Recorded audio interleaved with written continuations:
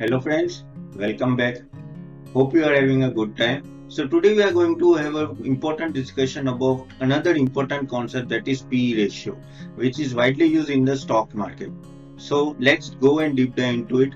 Friends, my name is Tapan Doshi. I welcome you to my YouTube channel. If you are not subscribed my channel, just click below subscribe button and do press a like button. Okay, so let's start. So first, let us discuss about P ratio. So what is P ratio? P ratio is nothing but market price per share divided by earning price per share. Okay, so market price per share divided by EPS. Now what is market price per share? Market price per share is nothing but whatever price going on in the market. So suppose TCS is currently trading at around 3800, so that is their market price. Now that is to be divided by earning per share. What is earning per share? Earning per share is nothing but your total PAT divided by EP, total number of shares. Okay, so what is PAT? PAT is profit after tax. So this is the formula, that is profit after tax divided by number of shares. So basically P ratio is nothing but total P. Okay, so whatever you are getting, for example, I tell you, suppose current market price is 2000 rupees and its EPS, that is 100, then it is 20. Correct? So P ratio is 20. So when if you're buying a company with 20 P, that means you're paying 20 times more. Okay, now what is 100?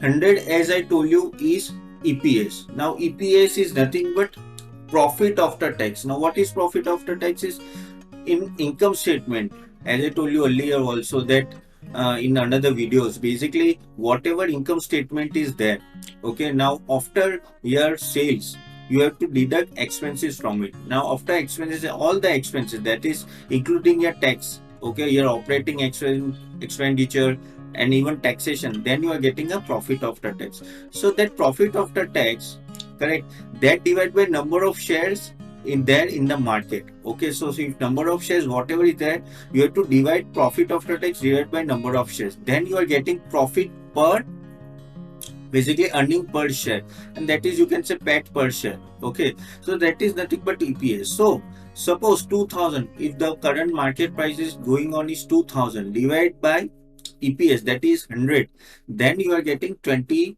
P ratio. Now what is 20 P ratio? What it indicates? That means basically you are paying multiples of that PAT. Suppose, so as I told you, current PAT is EPS is 100, but you are giving 20 times of that in order to buy from market.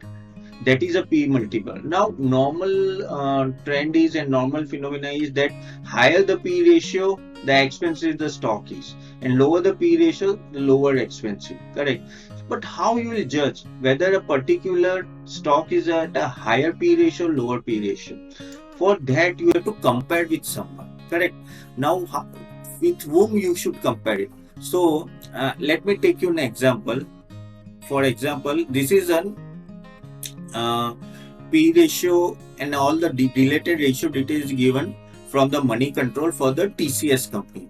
So current TCS P ratio, okay, here it is. As you can see, TTM P ratio is 37.09. Now what is TTM? TTS is trailing 12 month. So instead of taking only this month P ratio, you are taking last 12 month P ratio average. Okay, that is called as a TTM. So current TTM P ratio is 37.09. However, the sector P, what do you mean by sector? So TCS is in IT sector, correct? So overall IT sector P ratio is 42.07. So now here the TCS P ratio is lower than the sector P ratio. So 37 is less than 42. That means it is undervalued. Now it is quite subjective. Okay, now that does not mean the P is less than sector, that means it is cheaper. No, there are many other factors also going on in the market related to company, that also you have to consider, but this is just one of the consideration. Again, the sector P is different. Again, the Nifty P is different. That Nifty P I am going to talk afterwards. But as I told, that you have to compare with the sector. Now This is the 37. Now you can compare this TCS P ratio with the other competitors like Infosys, HCL, Wipro.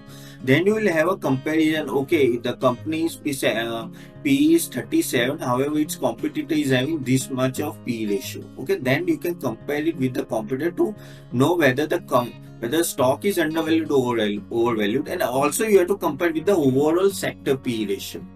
So this is one of the indicator which you have to keep in mind while taking a P ratio. Now, as I told that this TCS is 37 P ratio, but should I compare with the Nifty? Well, it is not a direct comparison because Nifty P ratio is nothing but all the Nifty companies, whatever that in the index, that cumulative P ratio is considered as a Nifty P ratio. But when you cannot compare directly with the Nifty, but you can compare this way with the competitor and the sector, and this data is readily available in the websites, various websites and in internet. So this one I have taken from the Money Control, so that you can check it anytime. Okay. Now P ratio as an valuation factor is taken for few companies. It is not that the same P ratio you should take it for all the other sectors. Which of course, what will happen for all other sectors will also have a different parameters through which you can compare with its competitors and its sector. Okay, so P ratio can be taken for IT company or in any other sector also, but that you have to understand whether that factor or whether that ratio is relevant to that sector or not. Then only you can consider P as a single factor to consider for taking the valuation of that company. Otherwise, you have to see other parameters also in ratios that I am going to discuss in other videos also. But as this video is related to P ratio, we are concentrating only on the P ratio. Also, as I told you that let us see what is the P ratio of overall Nifty. So today is the 1st April, so I have taken a P ratio. So P ratio of the Nifty is 23.19. Now, with whom you should compare Nifty P ratio?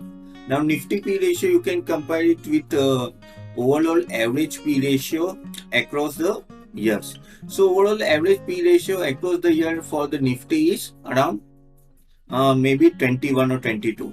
So compared to that, P ratio 23 is higher. Okay, so that in that way you can consider whether that P ratio, current P ratio is higher than the average P ratio or not. Now there are many other reasons which you have to consider before taking a decision.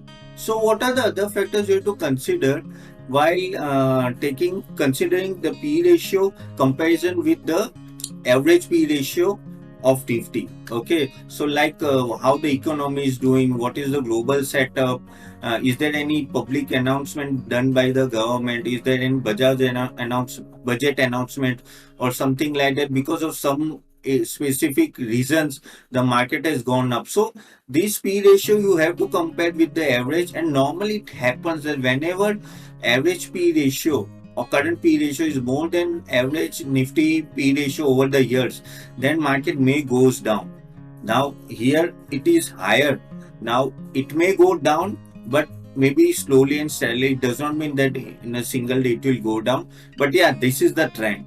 Okay, so this you always have to see in order to know whether how the Nifty valuation is there, how the market is available currently at current phase, whether it is cheap or at a overvalued level. Okay, so hope you are able to understand how you should compare Nifty P ratio with the average P ratio. So guys, this is what I wanted to make you understand. To P ratio, one of the very important parameter, or you can say ratio, to be considered for understanding the valuation of a company. So hope you guys like this video and click the like button and also subscribe to my channel. And also if you want to understand more about this, all the ratios and how you value a company and everything, I have specifically designed a course for that, which link is given below, and you can click it and you can understand, and it's very good course that you will be able to understand a complete valuation factors and how to value a company, how to gauge the Indian and global economy, and everything is given in it. So do check it out and do subscribe. So see you soon in another video. Thank you very much.